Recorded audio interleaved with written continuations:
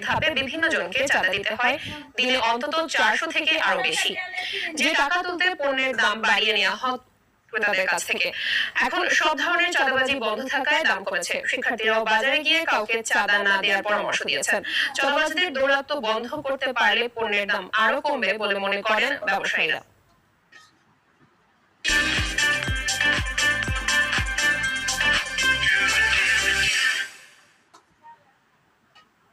দর্শক, রাজধানীর কারণ বাজার থেকে সরাসরি যোগ দিচ্ছেন সহকর্মী সেলিম মালিক। সেলিম, নিত্য প্রয়োজনীয় পণ্যের দাম কেমন দেখতে পাচ্ছেন জানাবেন, আর দাম কমার কারণ হিসেবে ব্যবসায়ী ও ক্রেতারা আসলে কি বলছেন?